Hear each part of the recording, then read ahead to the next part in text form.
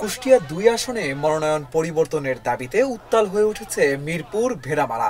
বৃহস্পতিবার রাতে বিএনপির বিপুল পরিমাণ নেতাকর্মী রাস্তায় নেমে আসে। তাদের দাবি ছিল একটাই, অধ্যাপক শহীদুল ইসলামকে চূড়ান্ত মনোনয়ন দিতে হবে। রাত ৮টার দিকে মিরপুর উপজেলা বিএনপির নেতাকর্মীরা তৃণমূল বিএনপির ব্যানারে কুষ্টিয়া মেহেরপুর আঞ্চলিক সড়কে জড়ো হন। মুহূর্তে এলাকা ভরে ওঠে আগুনের আলোয়, হাতে হাতে মশাল, সামনে বিশাল বিক্ষোভ মিছিল। নেতাকর্মীরা জানান, কুষ্টিয়া ২ আসনে সম্ভাব্য মনোনয়ন পরিবর্তন করে কুষ্টিয়া জেলা বিএনপির সাবেক সভাপতি এবং ৩ বারের সাবেক সংসদ সদস্য অধ্যাপক শহীদুল ইসলামকে চূড়ান্ত মনোনয়ন দিতে হবে।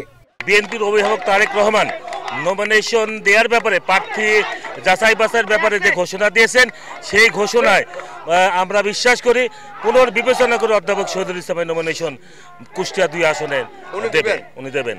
আমাদের প্রিয় নেতা জনাব তারেক রহমানকে এবং স্থায়ী কমিটির নেতৃবৃন্দকে আকুল আবেদন করব, এই আসনটি পুনর্বিবেচনা করে অধ্যাপক শহীদুল ইসলামকে নমিনেশন দিলে আমরা মিরপুর এবং ভেড়ামারা ঐক্যবদ্ধ বিএনপি আবার এই আসনটি পুনরুদ্ধার করব।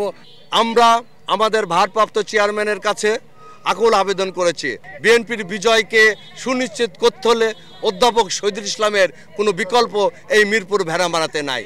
মনোনয়নকে কেন্দ্র করে উত্তাপ বাড়ছে কুষ্টিয়া ২ আসনে। তৃণমূলের দাবির মুখে বিএনপির চূড়ান্ত সিদ্ধান্ত কোন দিকে যায়, এখন সেদিকে তাকিয়ে পুরো এলাকার মানুষ।